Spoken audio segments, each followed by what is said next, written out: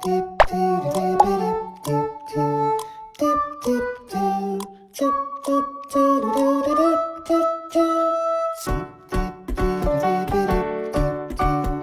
semua, selamat datang di video pembelajaran akuntansi. Pada kesempatan kali ini, kami dari kelompok 9 akan membahas tentang akuntansi kas.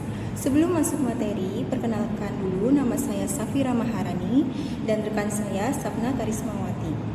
Yuk langsung aja kita mulai pembahasannya. Di slide pertama ini kita akan membahas sejarah singkat dan pentingnya laporan arus kas. Di sejarahnya, laporan arus kas pertama kali diwajibkan di Amerika Serikat melalui FASB Statement Nomor 95. Lalu di Indonesia, ketentuan ini mulai berlaku sejak diterbitkannya PSAK Nomor 2. Laporan arus kas menjadi bagian penting dari laporan keuangan karena menunjukkan penerimaan dan pengeluaran kas perusahaan dalam suatu periode serta membantu menilai kemampuan perusahaan dalam mengelola keuangannya. Selanjutnya, tujuan laporan arus kas. Tujuan menyajikan laporan arus kas adalah memberikan laporan yang relevan tentang penerimaan dan pengeluaran kas atau setara kas dari suatu perusahaan pada suatu periode tertentu. Laporan ini juga menunjukkan perubahan kas dan setara kas perusahaan serta sumber dan penggunaan kas tersebut. Setelah membahas tujuan laporan arus kas, sekarang kita akan membahas kegunaan laporan arus kas bagi investor, kreditur, dan pemakai lainnya. Kegunaan yang pertama yaitu membantu menilai kemampuan perusahaan menghasilkan kas di masa depan. Yang kedua, menilai kemampuan perusahaan untuk memenuhi kewajibannya membayar dividen dan keperluan dana untuk kegiatan eksternal. Yang ketiga, menjelaskan perbedaan antara laba bersih dan arus kas. Yang keempat, menilai dampak investasi dan transaksi keuangan terhadap posisi keuangan perusahaan. Di slide selanjutnya yaitu pengertian kas dan setara kas. Kas adalah saldo kas tunai dan rekening giro yang dapat digunakan dengan segera. Sedangkan setara kas adalah investasi jangka pendek yang liquid dan mudah diuangkan tanpa risiko perubahan harga yang signifikan. Setelah sebelumnya kita membahas sejarah singkat arus kas, pentingnya arus kas, tujuan arus kas, kegunaan bagi pemegang kepentingan, serta kas dan setara kas, selanjutnya kita akan membahas tentang pengelompokan dalam laporan arus kas, yaitu pembagian arus kas perusahaan menjadi 3 bagian.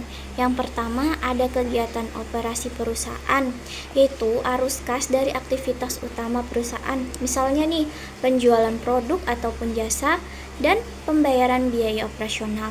Yang kedua, kegiatan pendanaan atau pembiayaan arus kas yang berasal dari transaksi modal dan utang, seperti penerimaan pinjaman ataupun pembayaran. Yang ketiga, kegiatan investasi, yaitu arus kas dari pembelian atau penjualan aset jangka panjang seperti mesin ataupun gedung.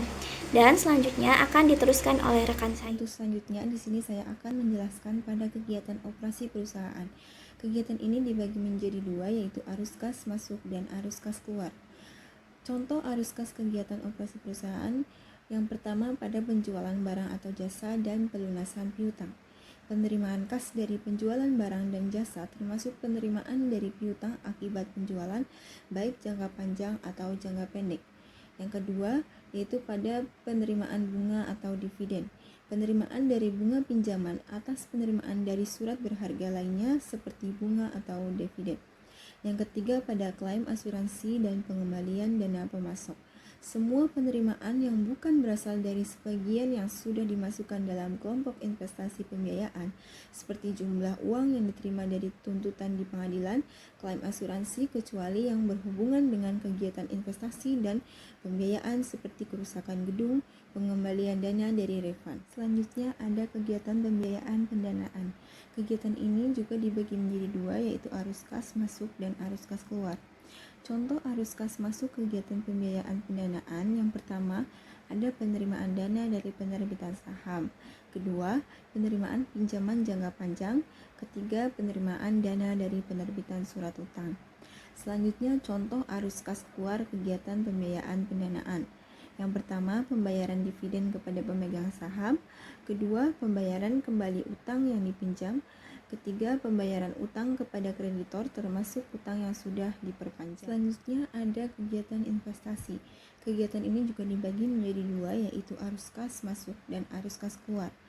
Contoh arus kas masuk kegiatan investasi, yang pertama ada penjualan aset tetap, kedua penjualan saham atau obligasi, ketiga pengembalian pinjaman. Dan selanjutnya contoh arus kas keluar pada kegiatan investasi.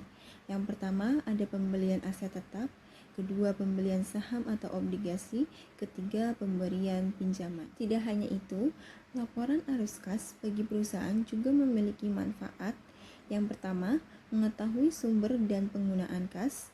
Kedua, mendukung perencanaan keuangan. Ketiga, mengevaluasi kinerja keuangan.